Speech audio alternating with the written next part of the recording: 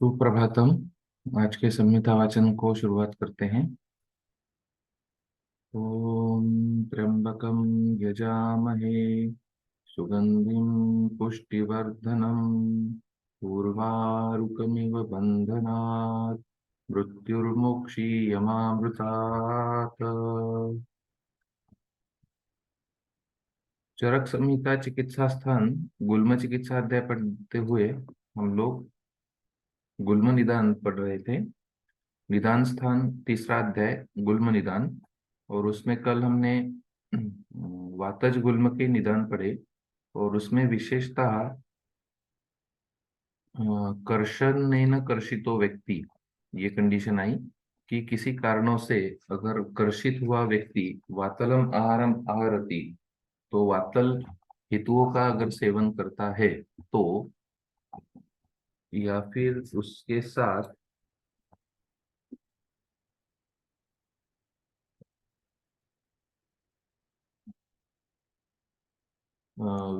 अस्नेह पूर्वे वा वमन विरेचने पिबती, कि स्नेहन कराए बगैर वमन विरेचन शरीर शोधन लेता है, या अनुदीर्ण वेगों का उदीरण करता है, या उदीर्ण का निरोध करता है। अत्यशीतो, सॉरी मतलब ज्यादा खाने के बाद, वा पिबती नवोदकम अतिमात्रम, ज्यादा मात्रा में पानी पीता है ज्यादा खाने के बाद। अति संक्षोभिना व यानी नहीं आती, संक्षोभित यान से वो जर्नी करता है जिसमें बैठने की व्यवस्था अच्छे से नहीं है। अति व्यवाय व्यायाम मध्य शोक रुचिर्वा, अभिघात या विषमासन स्थान संक्रमण सेवी, इन सभी बातों से जब वात बढ़ जाता है तो विषममति मात्रम व्यायामम जातम आरभते तस्य अपचारात वातः प्रकोप आपद्यते, तो इन सभी बातों से वात का प्रकोप हो जाता है। और ये तो रूटीनली वात प्रकोप की बातें हैं, लेकिन ज्वर वमन विरेचन अतिसार अन्यतमेन कर्षणेन कर्षितो, इस व्यक्ति में जब ये हेतु आ जाते हैं तब एक विशेष बात संप्राप्ति के एंगल से, कि ऐसा कर्षित व्यक्ति जब इन हेतुओं का सेवन करेगा और इसके उसी अपचार से वात प्रकोप हो जाएगा इस व्यक्ति में, तब वातलो विशेषेण वचनात् पित्तलादेपि यथोक्तम आचरतो वातगुल्म होती, तो पित्तलादि व्यक्ति में भी वातगुल्म हो सकता है, ये बताया था। शीतम व विशेषेण अत्यर्थ शीतम इत्यर्थः अतिमात्रमिति छेदः अति व्यवाय व्यायामादि रुचिर्वा भवति इति शेषः। तो ये हेतुएं बताई थी, अभी उसके लक्षण। सप्रकुपितो, ये प्रकुपित वायु महास्रोतसो अनुप्रविश्य, महास्रोतो अनुप्रविश्य, महास्रोतस में प्रवेश करेगा, रुक्षता के कारण कठिनीभूतम आप्लुत्य, कठिनीभूत हो जाएगा रुक्षता के कारण, और पिंडितो अवस्थानम करोति, उसका स्वरूप ऐसे बताते हैं कि महास्रोतस में ये प्रवेश करेगा, रुक्षता से कठिनीभूत हो जाएगा, अपलुत्य एक जगह रहेगा, पिंडितो अवस्थानम करोति, और पिंडित स्वरूप में अवस्थान करता है, रहता है पिंडित स्वरूप में। हृदय बस्तौ पार्श्वयोः नाभ्याम वा, हृदय बस्ती या नाभि के पार्श्व में वो रहता है। और फिर सशूलम उपजनयति, और फिर वो शूल पैदा करेगा। ग्रंथिश्च अनेक विधान, और विविध तरीके के ग्रंथियों को निर्माण करेगा। पिंडितश्च अवतिष्ठते, पिंड के स्वरूप में रहता है, अवतिष्ठते मतलब एक जगह रहता है। और सपिंडितत्वात् गुल्म इति अभिधीयते, और पिंडित स्वरूप होने के कारण उसको गुल्म कहा जाता है।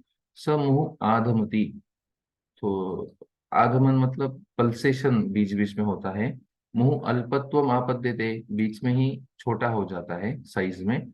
अनियत विपुल अनुवेदनश्च भवति, और विविध तरीके के वेदना उसमें उत्पन्न होते हैं। तो आप ऐसा नहीं कह सकते कि यही स्वरूप उसका होता है। कभी सूचि भी उद्यते, या कभी तोद होता है, भेद होता है, ये तरीके के अनियत, कि कोई स्पष्ट स्वरूप नहीं है वेदनाओं का। ये बताते हैं। भवती चलत्वात वायो हो, और ये वायु के चलत्व के कारण, वायु चल गुणात्मक है इसलिए। मुहु पिपीलिका संप्रचार इवांगेशु, बीच में ही शरीर में पिपीलिका संचार के जैसा हो जाता है। तोद भेद स्फुरण आयाम संकोच सुप्ति हर्ष प्रलय उदय बहुलाहा।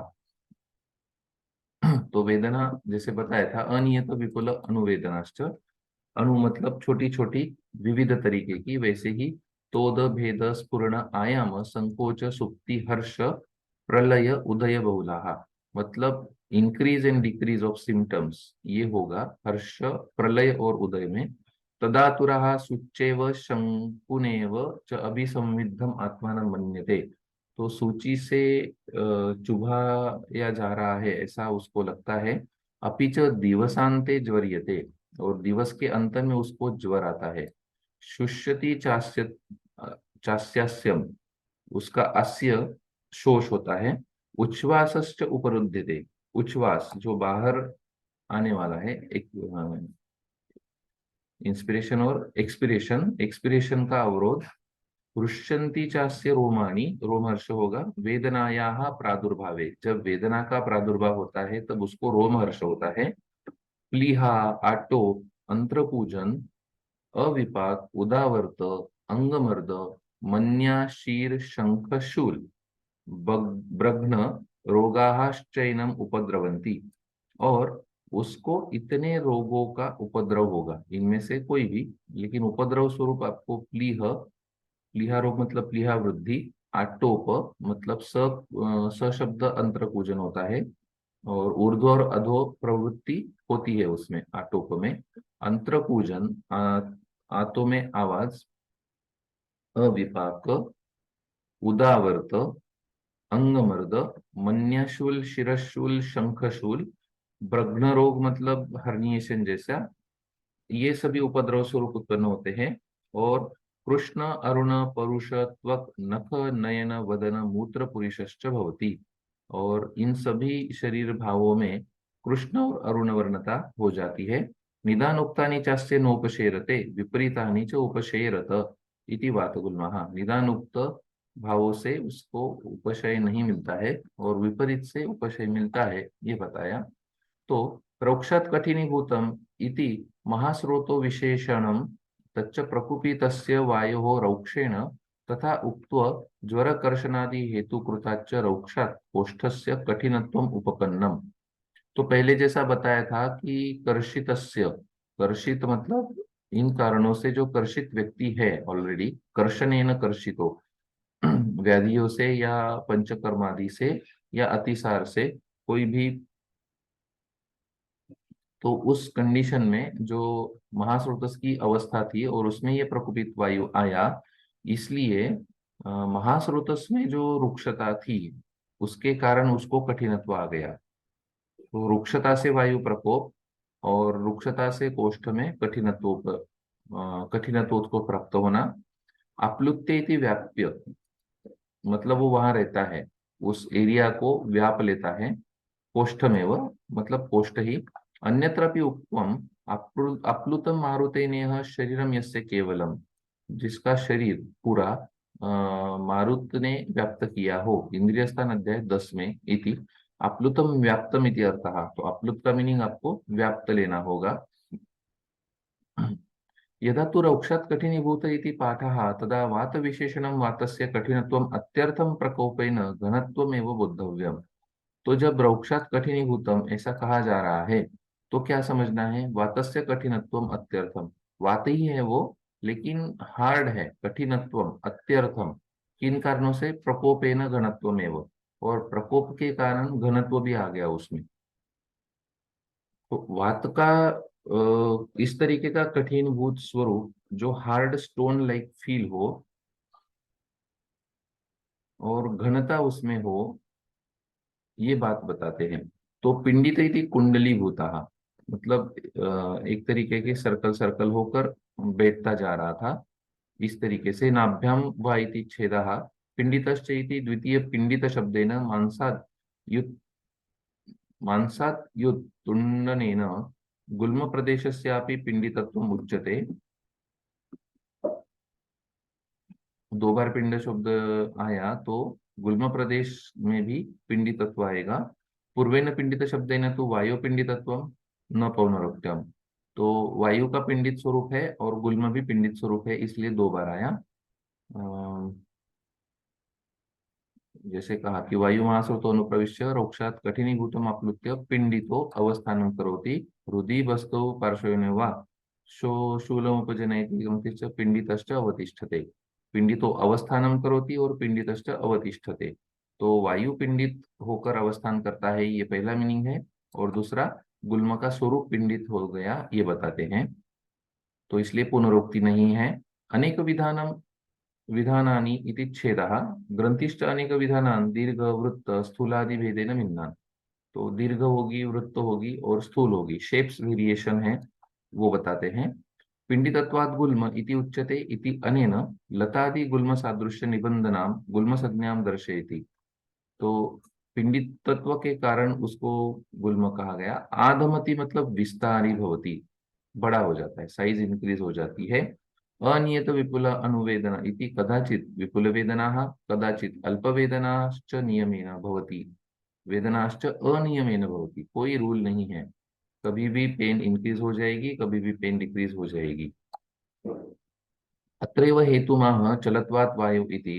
तो उसका हेतु है वायु की चल गुणता। आयामः विस्तरणम, आयाम मतलब विस्तार हो जाना, हर्ष मतलब रोमहर्ष, प्रलयः नाशः। ओके, प्रलय का मीनिंग नाश किया, प्रलय हम लोग लक्षण इंक्रीज करना ऐसा कर रहे थे, तो प्रलय का मीनिंग नाश किया है।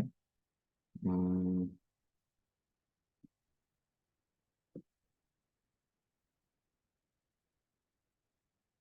प्रलय उदय बहुलः तोद भेद स्फुरण आयाम संकोचोक्ति हर्ष। हाँ, उदय, ओके।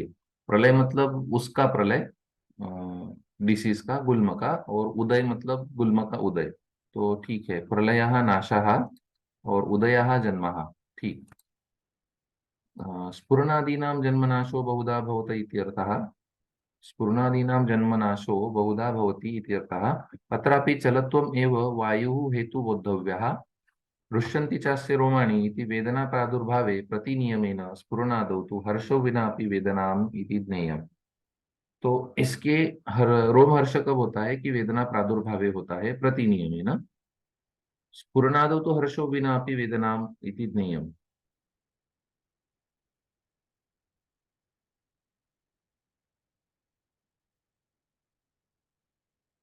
वेदना से भी, वेदना नहीं होते हुए भी हर्ष हो सकता है, ये बताते हैं। तो ठीक है, तो ये सभी लक्षण गुल्म के बारे में इंपॉर्टेंट है कि पिंडितो अवस्थानम करोति।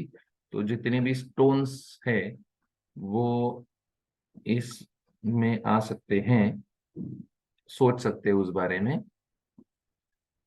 ओपिनियंस बहुत वेरी करते हैं। और नीचे जाकर इन्होंने वहां पर आपको ब्रह्म रोगाश्चैन उपद्रवंती, प्लीहा, आटोप, अंत्रपूजन, विपाक, उदावर्त, अंगमर्द, शिरस, शंख, शूल, इनसे पीड़ित लोग हमें दिखते हैं। और उधर में सोनोग्राफी करने के बाद यूरिनरी कैलकुलस मिलेगा या बाइल स्टोन मिलेगा, ये भी होता है। और कई जगह पर उधर में एक तरीके का काठिन्य कोई क्वाड्रेंट में मिल सकता है, ये भी बात होती है। तो गुल्म के बारे में बहुत सारे ओपिनियंस है, लेकिन हमें क्या कहा है वो अगर सोचते जाएंगे तो शायद प्रिंसिपली एक देखने का विजन मिलेगा। ये हमारा उद्देश्य है पढ़ने का, इसलिए हम लोग पढ़ते जाते हैं आगे। तो फिर तैरेव तु कर्षण ही कर्षितस्य, और वैसा ही कर्षण से कर्षित हुआ व्यक्ति अम्ल लवण कटुक क्षार उष्ण तीक्ष्ण शुक्त व्यापन्न मध्य हरित कफ अम्लानाम अ, कफलाम हरितक फलाम्ला नाम, सॉरी, हरितकी और फल अम्ल फलों का विदाहीनाम च शाक धान्य मांसादीनाम उपयोगात अजीर्ण अध्यशनात् रोक्षानुगते च आमाशय। आमाशय में जब रोक्षता है तब, और पित्तल आहार सेवन कर रहा है कर्षित व्यक्ति, तब आमाशय, उसमें महास्रोतस कहा था, वमनम अतिवेलम संधारणम वातातपौ च अतिसेवमानस्य पित्तम सह मारुतेन। पित्तम सह मारुतेन प्रकोपम आपद्यते। अकेला पित्त नहीं है, वायु के साथ प्रकोप होगा। और तत्प्रकोपितम मारुत, और ये प्रकोपित मारुत आमाशय एक देश संवर्त्य, आमाशय देश में जाएगा, आमाशय में जाएगा। तानेव वेदना प्रकारान उपजनयति, और वहां पर वायु के वेदना के जो जितने प्रकार है उनका जनन करेगा। ये उक्त्वा वातगुल में, जो हमने वातगुल में बताया। और पित्तम तु एनम विदहति कुक्षौ, और जो पित्त प्रकोपित हुआ है वो कुक्षी में विदाह करेगा। हृद्युरसी कंठे च, कुक्षी हृदय उदर उर सॉरी कुक्षी हृदय और उर प्रदेश में और कंठ में वो विदाह उत्पन्न करेगा। स विदह्यमानः, और ये विदाह जब पैदा करेगा तब स धूममिव उद्गार उद्गिरति अम्लान्वितम, धुआं निकलता है जैसा उसका वैसा उसका उद्गार आएगा। मतलब हॉट इरेक्टेशंस जिसको कहते हैं। और फिर अम्लान्वितम उद्गिरति, जो इरेक्टेशंस आते हैं उसमें अम्ल द्रव्य भी बाहर आता है। इस तरीके से गुल्म अवकाशास्य दह्यते, और जो गुल्म का अवकाश है वहां पर दाह होगा। दूयते, धूप्यते, धूप धुआं निकलने जैसा या उष्ण होने के जैसा फीलिंग, उसको दूयते। उष्मायते, फिर स्विद्यति, वहां स्वेद होगा, क्लेद होगा, क्लिद्यति।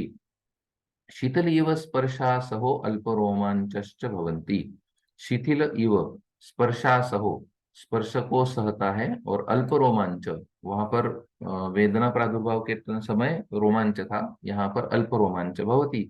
साथ में ज्वर, भ्रम, दवथु, पिपासा, गलतालु मुखशोष, गलशोष, तालुशोष, मुखशोष, प्रमेह, विडभेद, मतलब अतिसार, चैनम उपद्रवंती, इतने उपद्रव होते हैं।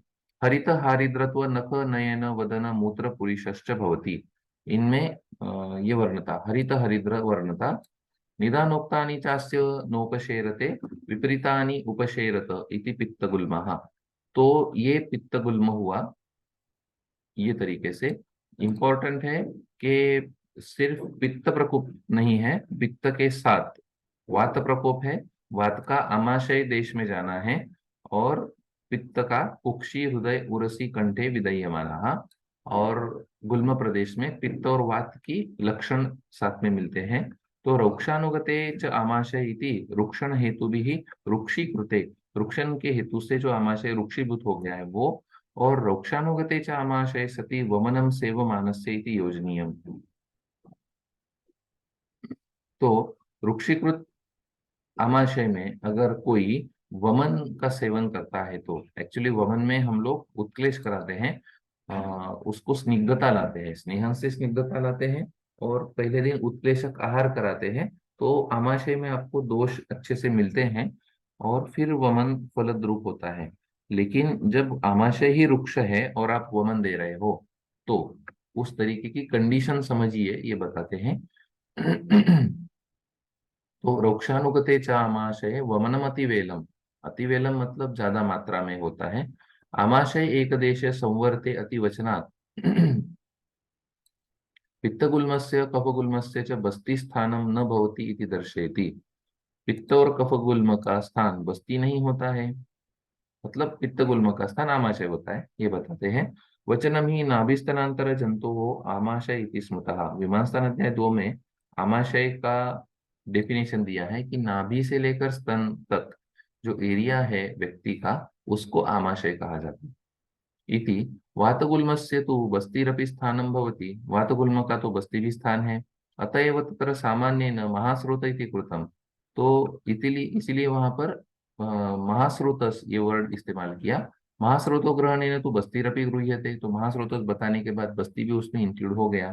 तथा वातगुल्म एवं हृदि बस्तो इत्यादि कृतम। दाह दूयन दा दाह दूयनादयाः पित्त वेदना विशेषः, इनके मीनिंग हमें अमरकोश में क्लियरली देखने को मिलते हैं। तो ये पित्त की विशेष वेदनाएं हैं। असकृत व्याख्यातः दवतु धक इति लोके कथ्यते। तो एक पल्सेशन टाइप जो होता है कि यहाँ पर मुझे पल्सेशन फील हो रहा है, उसको दवथु कहा जाता है। और ये पित्त प्रकोप में आपको देखने को मिलता है, विशेषतः पित्त यंग एज में पित्त प्रकोपक आहार लेने के बाद अगर दिवास्व आप करते हो तो उसके बाद संपूर्ण शरीर में दवथू जैसा ये फील होता है, पल्सेशंस। तो ये हुआ पित्त गुल्म निदान।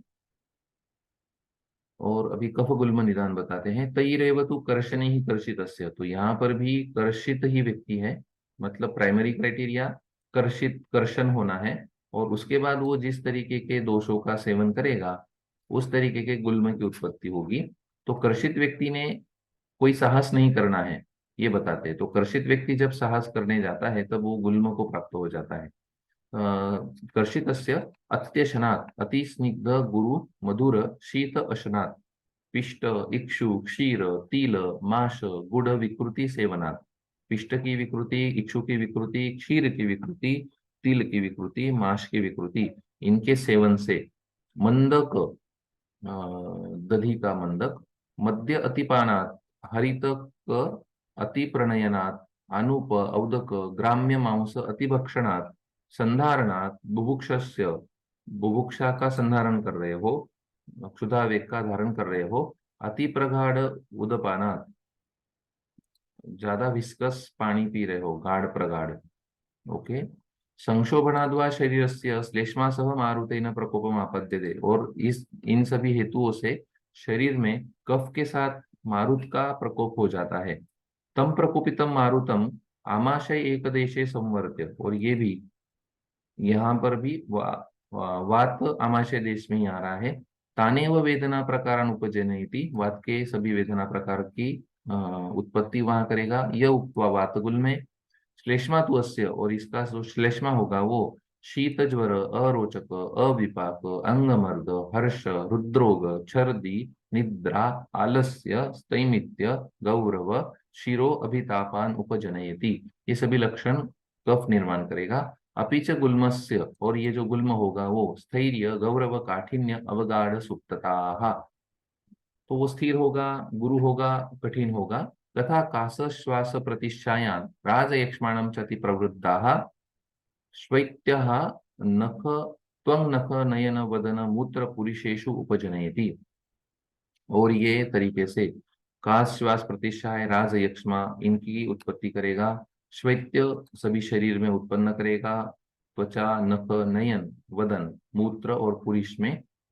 निदानोक्तानि चास्य नोपशेरते विपरीतानि चोपशेरत इति श्लेष्मगुल्मः। तो श्लेष्मगुल में अबुभुक्षस्येति, अबुभुक्षितस्य, जिसको क्षुधा नहीं है, अतिसुहितस्य इति वा पाठः, तो ज्यादा खाया हुआ, ये पाठ वेद है उसका। यद्यपि राजयक्ष्मा त्रिदोषजाः तथापि कफगुल्म एव रोगमहिम्ना अजनित दोषत्रयेन जन्यते इति बोद्धव्यम्। तो कफगुल्म में रोग महिमना से राजयक्ष्मा की भी उत्पत्ति होती है। अदरवाइज राजयक्ष्मा को संप्राप्ति में त्रिदोषज बताया है। इस तरीके से कफगुल्म की संप्राप्ति या निदान बताया। और त्रिदोष हेतु लिंग सन्निपाते तो सन्निपातिकम गुल्मम उपदिशन्ति कुशलाः। त्रिदोष हेतु का और लक्षणों का सन्निपात, सन्निपात बेसिकली तीन दोषों का, संसर्ग दो दोषों का, तो सन्निपातिकम गुल्मम उपदिशन्ति कुशलाः। और जब तीनों दोषों के हेतु और लक्षण आपको मिल रहे हैं तब उसको सन्निपातिक गुल्म कहा जाता है कुशल व्यक्तियों के द्वारा। सविप्रतिषिद्ध उपक्रमत्वात् असाध्यो निचय गुल्मः, और वो विप्रतिषिद्ध उपक्रमत्वात्, असाध्यता आ जाती है उसको। तो विप्रतिषिद्ध उपक्रमत्वात् मतलब परस्पर वातादि विरुद्ध उपक्रमत्वात्, वात को कम करने जाएंगे तो उष्ण चिकित्सा से पित्त बढ़ेगा, पित्त को कम करने जाएंगे तो शीत चिकित्सा से वात और कफ बढ़ेंगे। ये तरीके से रुक्ष गुण को कम करने जाएंगे तो स्निग्ध गुण से कफ का वर्धन हो जाएगा, स्निग्ध गुण को कम करने जाएंगे तो रुक्ष गुण से वात वर्धन हो जाएगा। तीक्ष्ण गुण पित्त का कम करने जाएंगे,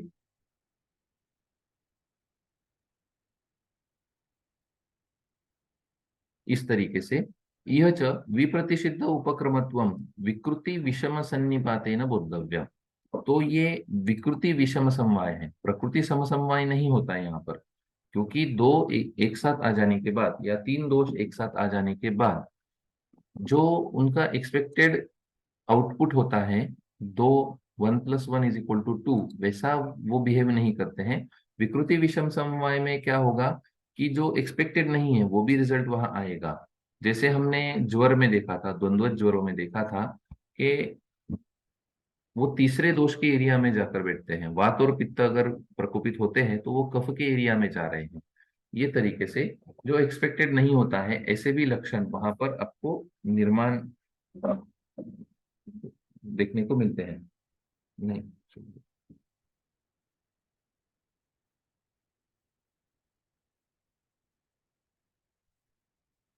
तो विप्रतिषिद्ध उपक्रमत्वात्, कि कोई उपक्रम आपको नहीं है और आप चिकित्सा करने में प्रवृत्त नहीं हो सकते। करने जाओगे तो एक को बढ़ाओगे, एक को कम करोगे तो दूसरा बढ़ जाता है।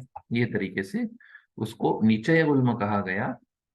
और पहले कल हमने पढ़ा था कि निचय मतलब असाध्यता का द्योतक होने के कारण उसको निचय गुल्म कहा गया। ये एक संबोधन दिया गया है सन्निपात में। और उसके बाद शोणित गुल्म का अलग से वर्णन। शोणित गुल्मस्तु खलु स्त्रिया एव भवति न पुरुषस्य, ये स्त्रियों में ही होता है, पुरुष में नहीं होता है। गर्भ कोष्ठ आर्तव आर्तव आगमन वैशेष्यात्, क्योंकि स्त्रियों में ही गर्भकोष्ठ, आर्तव आगमन ये विशेषताएं हैं, इसलिए पारतंत्र्यात् अवैशारद्यात्, अभी उसके हेतु बताते हैं कि पारतंत्र है, स्वातंत्र नहीं है, या प्राइवेसी की बात, पारतंत्र्यात् अवैशारद्यात्, तो और क्लीनलीनेस नहीं रखना, शुचिर्भूत नहीं रहना, ये बात सततम उपचारात अनुरोधात वा, और हमेशा उपचार करते रहना।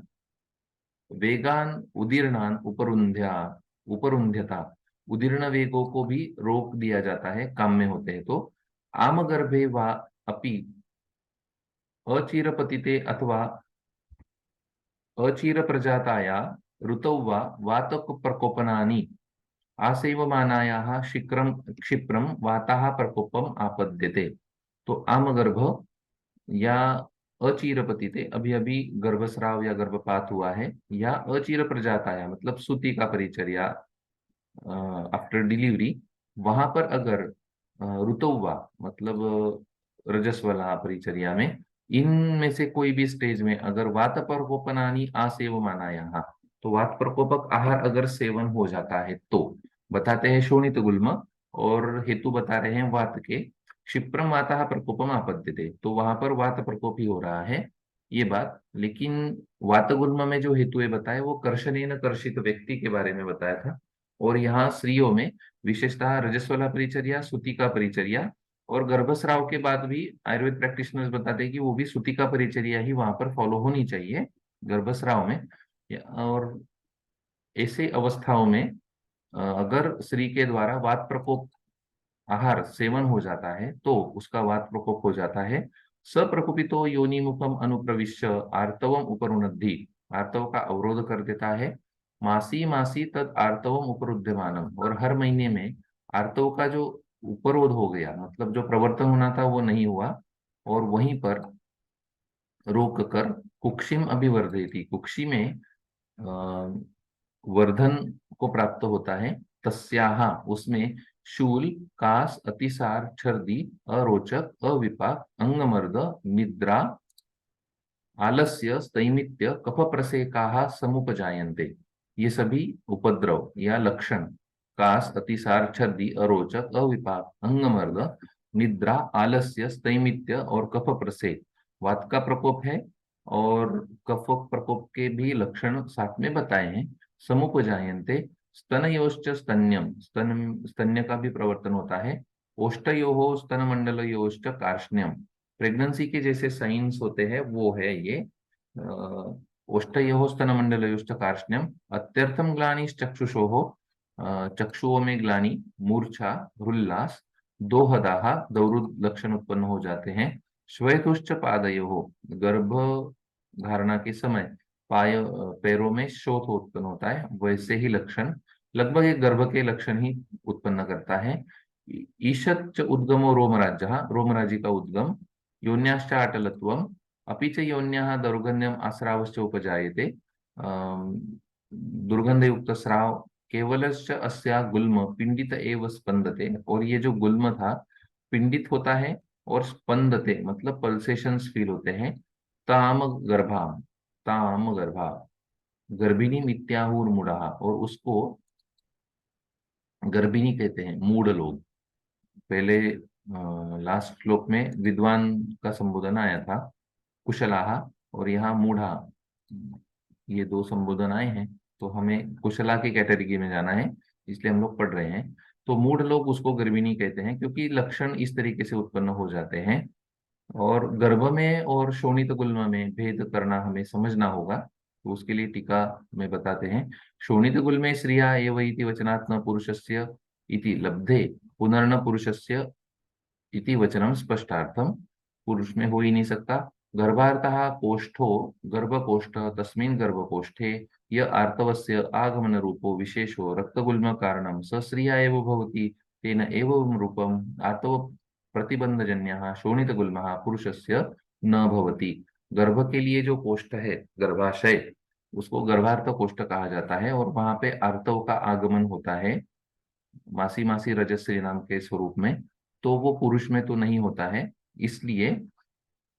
और उसी आर्तव का प्रतिबंध होने के कारण शोणित गुल्म की उत्पत्ति होती है। इसीलिए ये सभी नाकोश गर्भकोष्ठ है और आर्तव नहीं है, इसलिए वो पुरुष में नहीं होगा। ये एक्सप्लेनेशन देते हैं। सामान्य शोणित दुष्टिजन्यस्तु पुरुषस्य अपि भवति। लेकिन सामान्य शोणित दुष्टिजन्य जो है गुल्म, वो होगा पुरुष में, ये बताते हैं। तथा ही वक्षति कफो वाते जित प्राये पित्तम शोणितमेव च यदि कुप्यति वातस्य क्रियमाणे चिकित्सते। चिकित्सा अध्याय 5 में ये बताया है, गुल्म चिकित्सा में इत्यादि। तथा गुल्म उपकुश विसर्प सूत्रस्थान अध्याय 24 में विधि शोणितीय में बताया कि इत्यादयो रक्तजा गदाः इति उक्तम। तो ये गुल्म को तो आपने रक्तज गद में बोल के रखा है। पारतंत्र्यादि हेतुत्रय वेग विधारणे, तो पारतंत्र से, अवैशारद्य से और सततोपचार से वेग रोका जाता है। ये होता है स्त्रियों में, वेग का विधारण हो जाता है। पारतंत्रादेव स्त्रियो वेगम विधारयन्ति, ये संहिताओं में कहा गया है। तो वो समय ये होगा कि वॉशरूम को जाना उतना अवेलेबल नहीं रहता था, बड़ी फैमिलीज रहती थी, इसलिए वेगों का धारण हो जाता था। तो ये संहिताओं में भी एक्सेप्ट किया गया है। अवैशारद्यम अज्ञानम, तो मालूम नहीं होता है कई बार, ये भी बात है। तेन वेग विधारणेन, अभी ये अज्ञान मेडिकल फील्ड के एंगल से हो सकता है, क्योंकि स्त्रियों को ज्ञान नहीं दिया जाता था आपके एंशंट समय में, ऐसा वेस्टर्न ऑथर्स हम पे ब्लेम करते हैं ये वचन पढ़ के। तो अज्ञानी तो नहीं थे स्त्रियां, लेकिन हेल्थ के बारे में उतना अवेयरनेस नहीं, ऐसा इसका ट्रांसलेशन हम कर सकते हैं। तेन वेग विधारणेन महान व्याधिर्भवति इति अज्ञानात वेगम विधारयन्ति। तो उसका एक्सप्लेनेशन, वेग विधारण से बड़ा व्याधि हो सकता है, ये उनको मालूम नहीं है, इसलिए अज्ञानवश वो वेग का विधारण कर देते हैं। इसमें तो हम लोग भी आ जाते हैं। बीएमएस को आए तो हमें पता चला, अदरवाइज किसी को ही मालूम नहीं है। हम लोग बताते हैं तो पता चलता है लोगों को कि वेग का विधारण नहीं करना है। उपचारात अनुरोधात इति भर्त्रादि उपचार परत्वात्, तो दूसरों का ही उपचार करने में लगी होती है, सेवा में लगी होती है, इसलिए खुद की तरफ ध्यान नहीं देती है। ये डेडिकेशन की बात है। योनिमुखम इति गर्भाशय द्वारम स्तन्योस्तन्यम इति रोग प्रभावात इति बोद्धव्यम। प्रेगनेंसी के जैसा होता है, लेकिन ड्यूरिंग प्रेगनेंसी स्तन्य प्रवर्तन नहीं होता है, लेकिन इसमें होता है। आर्तव रोध लक्षण से माइल्ड सिक्रेशंस होते हैं। आर्तव रोध लक्षण मतलब आर्तव रुकने के जो लक्षण है, तो उसी कारण से व्याधि एवं प्रभाव यह स्तन्यम करोति, तो ये व्याधि का प्रभाव है। और स्तन्य उत्पत्ति की संप्राप्ति में भी वही कहा गया है कि आर्तव ऊर्ध्वगामी होकर स्तन्य को उत्पन्न करता है। दृष्टत्वात् तेन यदुच्यते श्रिया ही आपन्न सत्वा या स्निग्धा रसा संपद्यते स्वशरीर पुष्टये स्तन्याय गर्भाभिवृद्धये च। तो अपन्न सत्वाया स्त्रिया, उसमें शरीर पुष्टि के लिए, स्तन्य के लिए और गर्भ वृद्धि के लिए उसका इस्तेमाल होता है। शारीर स्थान अध्याय 6 में ये बताते हैं कि आर्तव के 3 पार्ट्स होते हैं, या रस के उपधातु स्वरूप या मल स्वरूप, इनकी उत्पत्ति शारीर स्थान अध्याय 6 में बताई। इति वचनात् गर्भ एव स्तन्यम भवति तन्निरस्तम मंतव्यम, गर्भ में ही स्तन्य की प्रवृत्ति होती है ये बताना जो ब्लेम करते थे उसका ये निरस्त हुआ। दोहद शब्देन नारिया उच्च अवचन भावा तृष्णा योगो दोहदाभिधान में, यहाँ जो लक्षण उत्पत्त होते हैं, इच्छा व्यक्त की जाती है वो। यदुक्तम क्षार पानी ना दोहदिनी व स्यात् न्यारी शोणित गुल्मिनी, तो दोहदिनी स्त्री गर्भिणी होगी या शोणित गुल्मिनी होगी। न तो है दौरुद दौरुद्यद्य कुतो दोहदो अभिप्रेता, दौरुत्कृत नहीं होता है ये। सही गर्भहृदय से मातृहृदय न संबंधात भवति, गर्भहृदय का मातृहृदय से संबंध होने के कारण दौरुद होता है। मातृजम ही अस्य हृदयम तदस्य मातृहृदय न संबद्धम भवति रसवाहिनी भी संवाहिनी भी तस्मात् तयोः ताभिर भक्ति संपद्यते। शारीर अध्याय 4 में ये बताया। शोणित गुल में चेतना नास्ति, शोणित गुल्म में कोई चेतना नहीं है। तेन नैव रूपम इदम दौर्धम दोहदम, तो वैसा दौरुद रूप ये दोहद नहीं है। तेन गर्भभ्रांत्या यद किंचित अव्यवहार इच्छादि लक्षणम, तो थोड़े से गर्भ अभी गर्भिणी हो गए हैं, गर्भ प्राप्ति हो गई है ऐसा मान लेती है ये स्त्री, और उस कारण जो भी उसमें व्यवहार इच्छा आदि लक्षण हो जाते हैं कि ऐसा करना है वैसा करना है, वो दोहद यहाँ कह सकते हैं। ये तरीके से बताते हैं। दोहदम तस्या भवति असत्यपि विष संबंधे तथा शंका विषवत लिंगानी भवन्ति, शंका विष के जैसे भी लक्षण होंगे। शंका विषयेन उपहता कुर्वन्ति विष लक्षणम इति। अटालत्व मतलब विस्तृतत्व, ज्यादा एरिया होगा। योनि विस्तारेण च रोमराज्यापि विस्तरणम वितन्यमान चर्म रोमना चैवोपपन्नम, उधर वृद्धि हो रही है तो रोमराजी भी बड़े हो जाते हैं। केवला संपद्यते नैक देशेन गर्भो ही एक देशेन अपि संबध्यते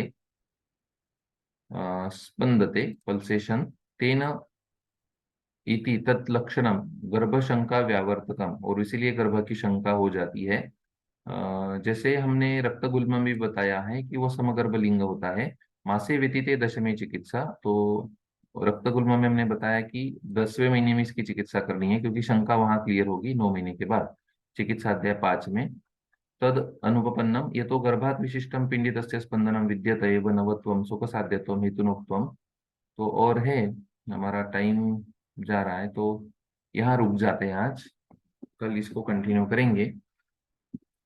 श्री कृष्णार्पणमस्तु। इदन्न मम गुरुर्ब्रह्मा गुरुर्विष्णु गुरुर्देवो महेश्वराः, गुरुः साक्षात् परब्रह्म तस्मै श्री गुरवे नमः। आज के लिए रुकते हैं यहाँ पर, कल शोणित गुल्म